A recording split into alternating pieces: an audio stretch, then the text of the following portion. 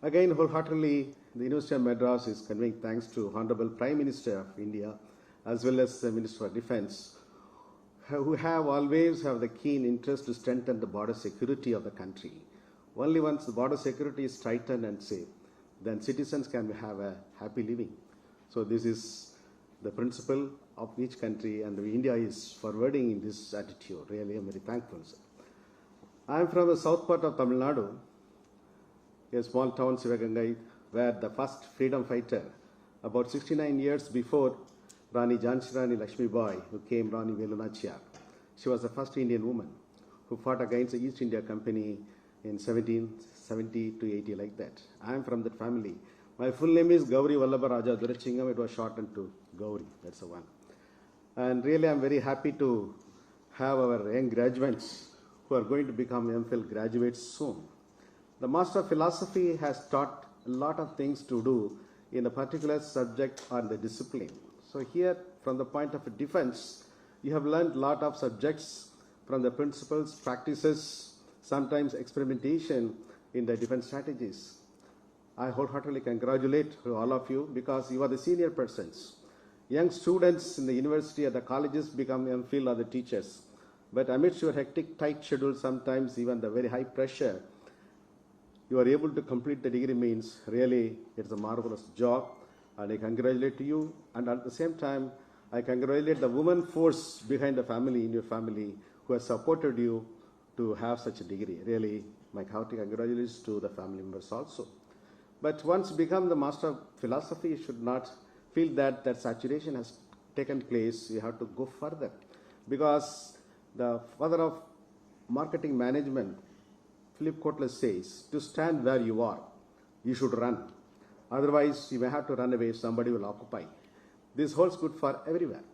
So the defense, there are new technologies are coming because new enemies are coming. The enemies are having different strategies, so we have to cope up means new technology like artificial intelligence or missiles or unmanned control. Everything becomes software and digital world. So the defense should go towards a digital world. And I have assured already to our Honorable Minister Rajnath ji that University of Madras is ready to give all supports in future, and we should think of more and more advanced courses, and sometimes you can think of even PhDs also. The doctor, brigadier, so-and-so means it looks very impressive.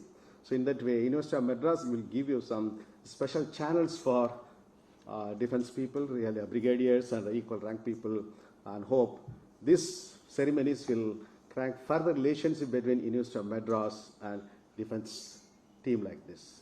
With this, really, I'm very thankful to you. I wish you all the best. And at this platform, I request our Honorable Minister to please visit University of Madras and proceed over similar convocation function, which is going to be planned next year. Thank you, sir. Welcome. Now we invite Manan to take over the proceedings.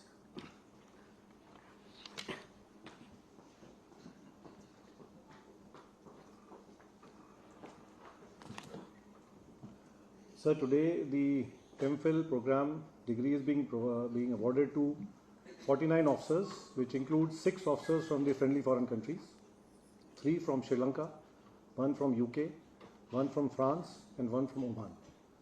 I will now request the Honorable Raksha Mantri ji to kindly hand over the MPhil certificate to the course recipients. Please.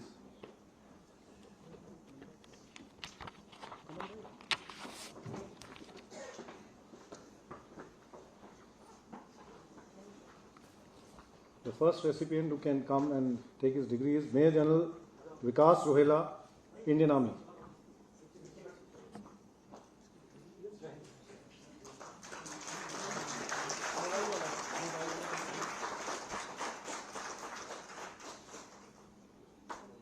Major General Deepak Berry, Indian Army.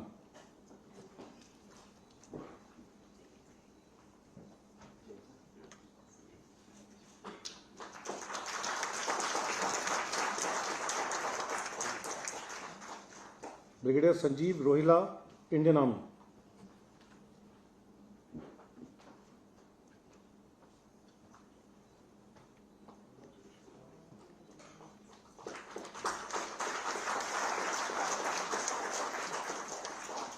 Brigadier Sunil Talwar, Indian Army.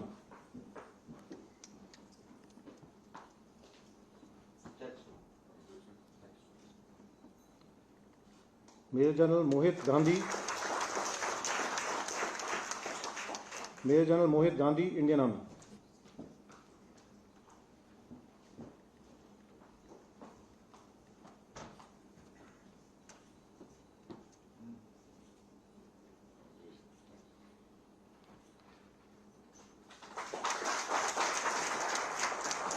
Brigadier Inderjeet Singh Panjrath, Indian Army.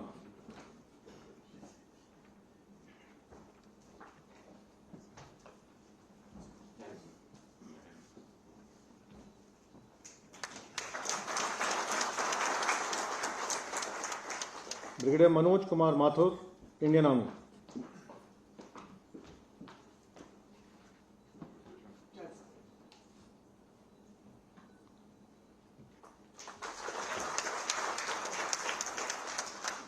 Brigadier V.K. Goody, Indian Army.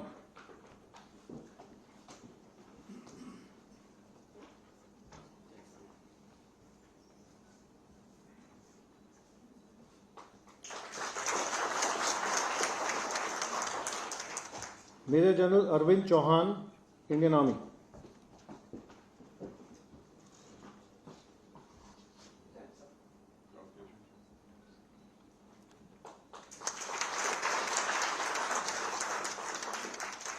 Major General Mohit Mahendru, Indian Army.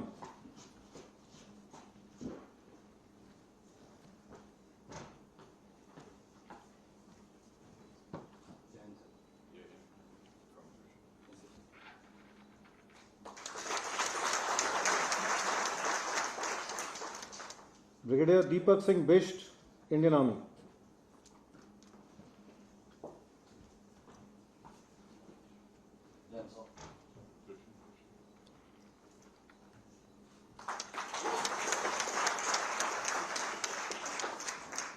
Brigadier Manraj Singh Maan, Indian Army.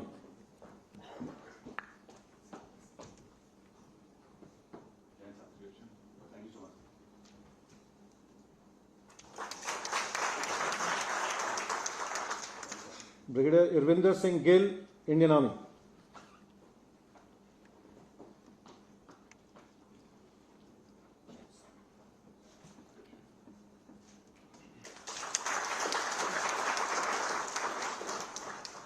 Brigadier Mohit Seth, Indian Army.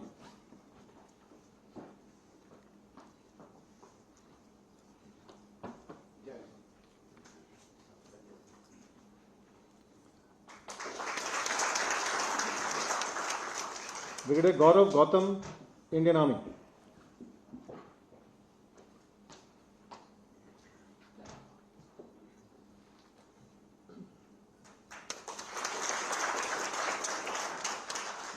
Brigadier Girish Kalia, Indian Army.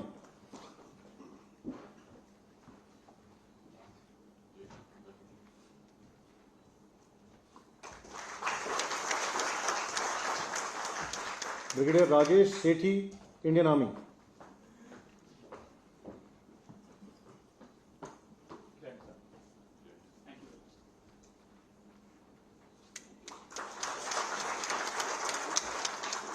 Brigadier Yogi Sharon, Indian Army.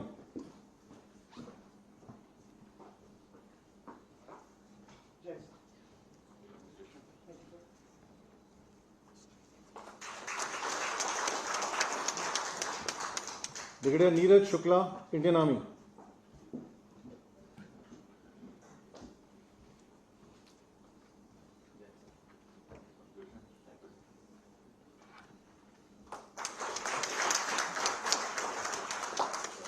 Brigadier Amit Kaptial, Indian Army.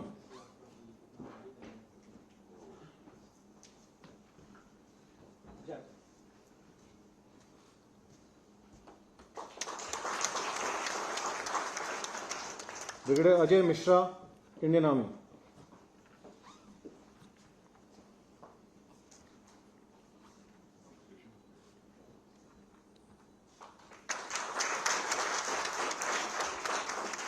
Brigadier Rajiv Chauhan, Indian Army.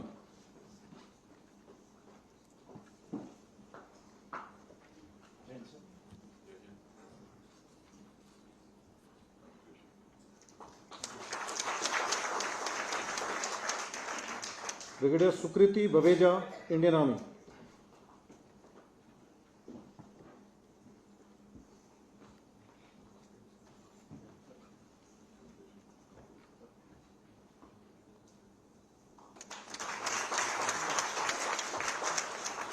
Rear Admiral Srinivas Kudaravalli, Indian Navy.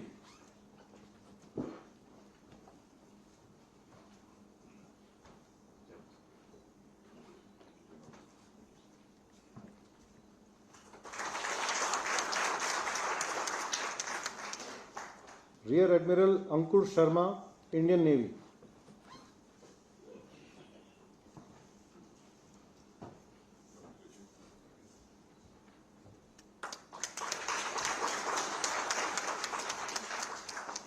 Commodore Rajat Kapoor, Indian Army.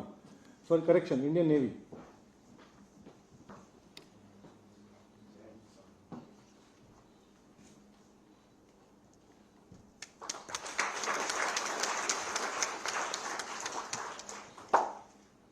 Air Commodore S.K. Verma, Indian Air Force.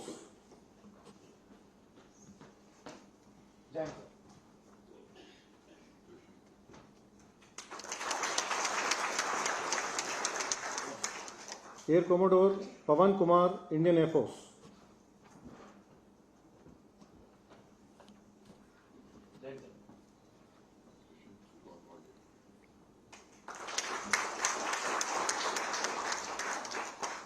Air Commodore Ravuri Sheetal, Indian Air Force.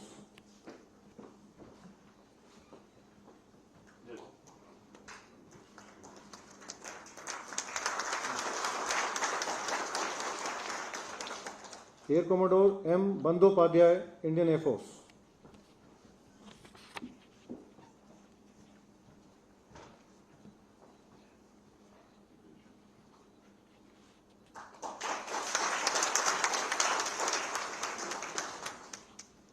Air Vice Marshal Vikram Rajashekhar, Indian Air Force.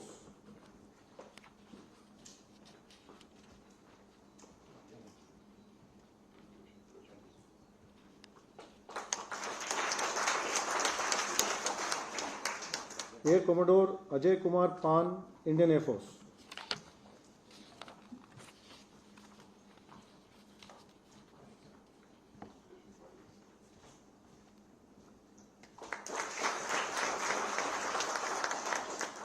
Air Commodore Jagdish Rane, Indian Air Force.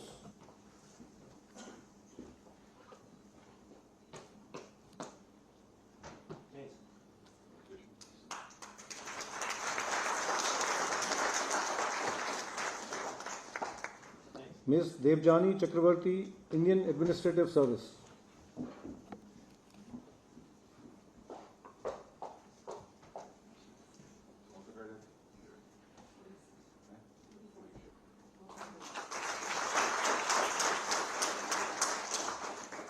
Shri Akhil Kumar, Indian Police Service.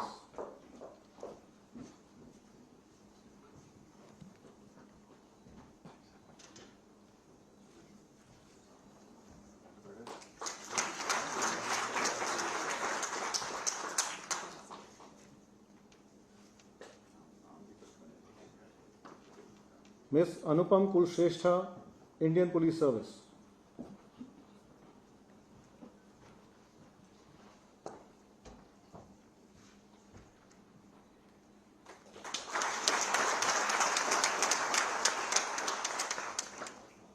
Shri Sanjay Dwivedi, Indian Ordnance Factories Service.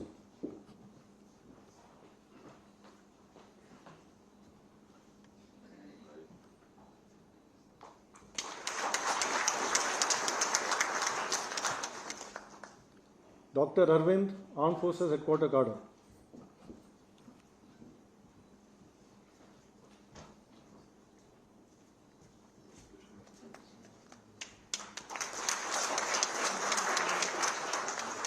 Srimati Kavita Garg, Indian Defence Account Service.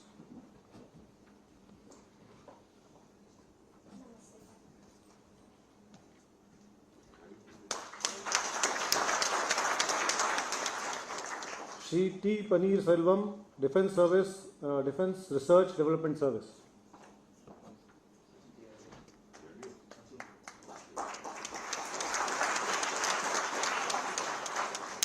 Miss Anis Chandra, Indian Revenue Service.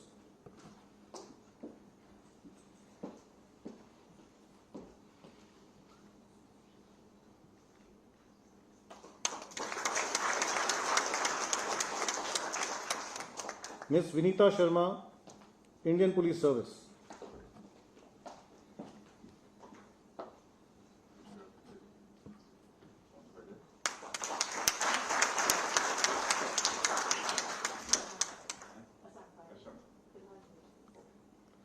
Major General Mahindra Fernando, Sri Lankan Army.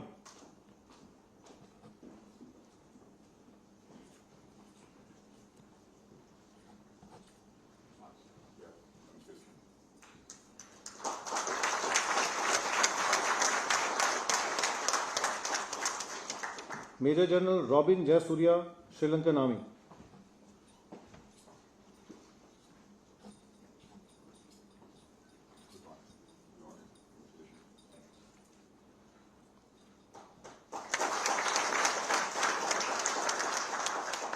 Rear Admiral Suresh De Silva, Sri Lankan Navy.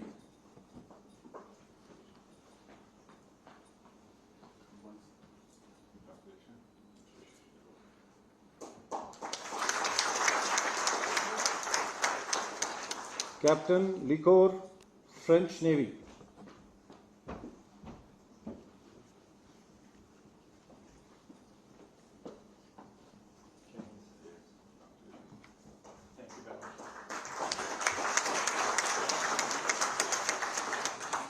Commodore Ali Al Haq Hosni, Oman Navy.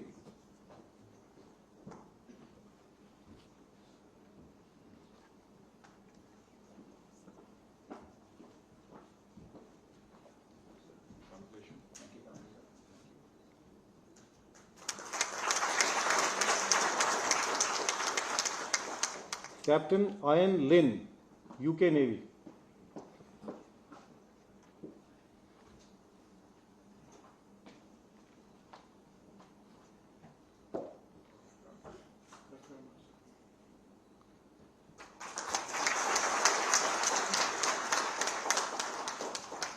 Wing Commander Rajesh Punya, Indian Air Force.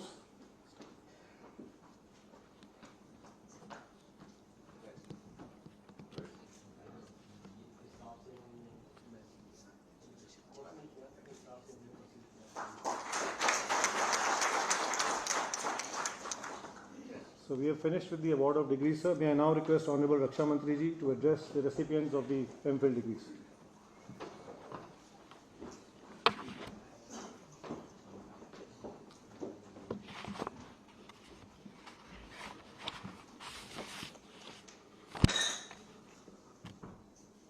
Defense Secretary Sri Armani Girdhar, Lieutenant General M. K. Mago, Commandant, National Defense College, Professor S. Gauri, Vice Chancellor, University of Madras, members of the faculty, senior officials, distinguished guests, ladies and gentlemen. Most importantly, course participants of the 60th NDC course. It gives me immense pleasure to be here at NDC, the highest seat of strategic learning in our country. Over the years, NDC has grown both in terms of its national and international stature, as also in the depth and scope of its curriculum to occupy a position of prominence and influence among the global strategic community. Friends, I congratulate all the officers who are being awarded the Master of Philosophy degree today. It is said that theory without practice is pointless, practice without theory is mindless. I am sure that this academic exposure would have given a sound theoretical underpinning to your practical perspective. This course is unique in the sense that it brings together selected senior officers from various organizations of the government and friendly foreign countries. The objective is to prepare them for higher responsibility in the management of national security and other related areas of public policy.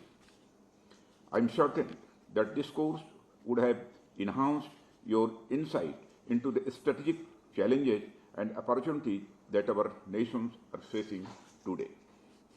This should have also equipped you for greater responsibility of strategic leadership and policy formulation. Friends, the concept of security has been associated with the history of human civilization from the very beginning. You all would be familiar with the concept of the state of nature by Thomas Hobbes, one of the major pioneers of modern political philosophy. In his work, he propounded that without the state, or rather without governance, which ensures security of life and property, human life cannot be an ideal life.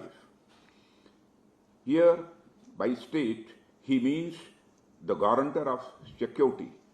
Thomas Hobbes has mentioned in his famous work, Leviathan, that where there is no common power, there is no law, no wars, no letters, no society, and which is worst of all, continual fear and danger of violent death and the life of man, solitary, poor, nasty, British, and swart. As per Hobbes, where there is no security, there can be no art, literature, prosperity, and culture. And where there is no culture, there is no respect for each other, and therefore no value of life. In such a situation, the existence of the state becomes necessary for a society having an ideal life. Security is the most primal function of the state. Whatever may be the political system, be it monarchy, feudalism, imperialism, or a democratic system, the responsibility of security has remained with the state. Friends, from the beginning of the tribal system till the development of state and nation, there have been changes in the paradigm of security, but the broad concept of security still remains the same. And this broad concept of security is the protection of human freedom, human rights, and the human dignity. The full potential of society's development can be realized only when its security is ensured.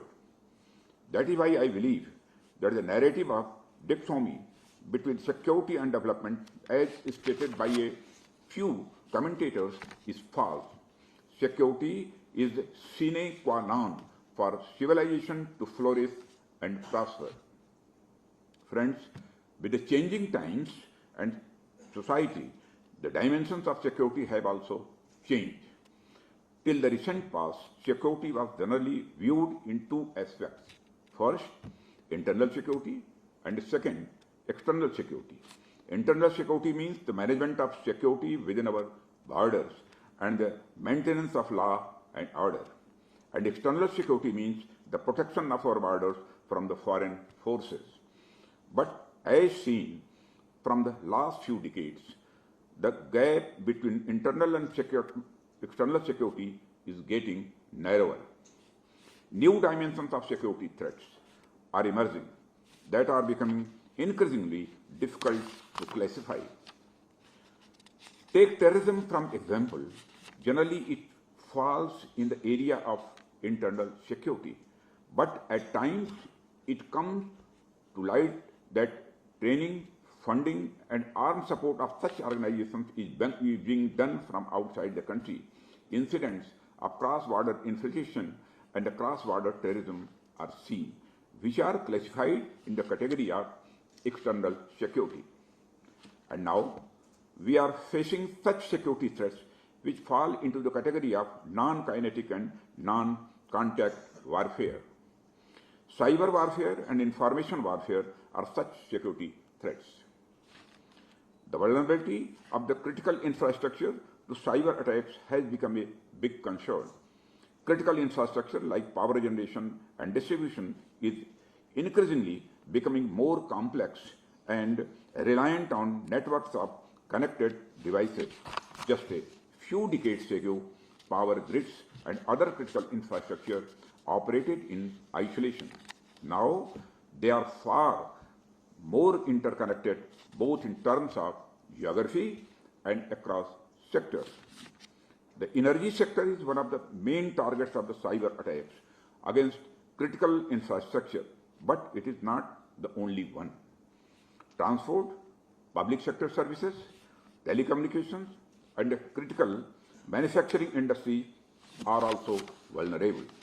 Friends, our increasingly interconnected financial system are also at a great risk. You all must be aware that in February 2016, hackers targeted the Central Bank of Bangladesh and tried to steal $1 billion, while most transactions were blocked. $101 million still disappeared. This was a wake-up call for the finance world that cyber risk in the financial system had been severely underestimated. Today, the assessment that a major cyber attack poses a threat to financial stability is not a question of if, but when. Friends, likewise, information war has the potential to threaten our political stability. There is no account of how much fake news and hate material is likely to be brought in the society through social media platforms. The organized use of social media and other online content generation platforms is being used for engineering the opinion or perspective of the masses. The deployment of information war was most evident in the ongoing conflict between Russia and Ukraine. Throughout the conflict, social media has served as a battleground for both sides to spread competing narratives about the war and portray the conflict in their own terms. The propaganda campaigns as a means of a strategy to shape narratives are by no means new during warfare, but its reach has increased by leaps and bounds due to the shift forward social media as the primary distribution channel. Friends, another case in point is the role of the Cambridge Analytica in the US presidential elections of 2016, which revealed how the social media platforms created a connect us have been weaponized to influence free and fair elections around the world. India, with millions of WhatsApp and Facebook users and on various other social media platforms, has a big reason to be cautious. Now, the real question is, if there are so grave security challenges evolving before us, how we counter them? The answer, according to me, lies in the working towards shared and collective responsibility of the community of civilized nations. Martin Luther King Jr. once said that injustice anywhere is a threat to justice everywhere. In this era of high connectivity and interdependence, that statement holds more relevance than ever. When peace and security of any region is threatened, the entire world feels its impact in multiple ways. The recent Ukrainian conflict showed how its ripple effects could adversely impact the whole world. Together, Russia and Ukraine export nearly a third of the world's wheat and barley, but this conflict had prevented grain from leaving the breadbasket of the world and led to the food crisis in various African and Asian countries. This conflict has also fueled an energy crisis in the world. In Europe, oil and gas supply has been dwindling. India has also been affected as the Russia-Ukraine war led to the disruption in international energy supply, making the energy import much more expensive. Friends, if security becomes a truly collective enterprise, then we can think of creating a global order which is beneficial to all of us. The global community has been working towards it, and there exists a lot of multilateral organizations working in the field of security like United Nations Security Council. And what we now require is to elevate it to a level of shared interest and shared security for all. Some may argue that it is a utopian dream. To this, I would say that we have recently achieved it in a particular case of COVID-19. The recent global response to the COVID pandemic highlighted the urgent requirement of the multinational collaboration in information sharing, situational analysis, as also research, development and production of the vaccine. This was an important lesson for the world, and it highlighted the need for greater understanding, connect and the cooperative initiatives between institutes and organizations within and across nations in handling issues of national and international security. The pandemic also gave a chance to us as a country to put into practice our deeply held belief of Vasudhaiva Kutumbakam when we initiated landmark initiatives such as Operation Samudra Setu and Vaccine Maitri. The impact of these initiatives has been very much visible in our bilateral relations with countries in the neighborhood and beyond. Friends, recently we have also been espousing the idea of the multi-alignment. We believe in a multi-aligned policy which is realized through diverse engagements with the multiple stakeholders so that views and concerns of all can be discussed and addressed for a prosperous future of all. This is the only way that can lead to shared responsibility and the prosperity. I would like to share another related issue in this security paradigm, that is, not to consider national security as a zero-sum game. We should strive to create a win-win situation for all. We should not be guided by narrow self-interest which is not beneficial in the long run, but by enlightened self-interest which is sustainable and resilient to shocks. A strong and prosperous India would not be built at the cost of the others. Rather, India is here to help other nations realize their full potential. Friends, in a similar vein, I would like to tell you that conduct of our strategic policy should be moral. India does not believe in a world order where few are considered superior to others. India's actions are guided by the very essence of human equality and dignity, which is a part of our ancient ethos, and its strong moral foundations give us our political strength. Even our freedom struggle was based on the bedrock of high moral values. I would like to quote Mahatma Gandhi, where he said that if I want freedom for my country, believe me, if I can possibly help it, I do not want that freedom in order that I, belonging to a nation which counts on fifth of the human race, may exploit any other race upon earth or any single individual. If I want that freedom for my country, I would not be deserving of the freedom if I didn't cherish and treasure the equal right of every other race, weak or strong, to the same freedom. Thus, real politics cannot be the fig leaf for being immoral or amoral. Rather, enlightened self-interest of nations can be promoted within the framework of the strategic morality, which is predicted on the understanding and the respect for the legitimate strategic imperatives of all the civilized nations. Friends, it is for this reason that when we partner any nation, it is on the basis of the sovereign equality and mutual respect. Forging relations comes naturally to India as we work towards mutual economic development. Finally, I once again congratulate all the officers of the 60th NDC course who have been awarded the MPhil degree this morning.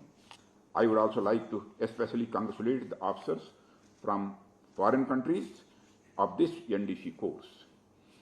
You are akin to the ambassadors of your respective countries, and you are the bridge between India and your country, and challenges and concerns shared during this course would pave the way for enhancing the global security and prosperity in the region.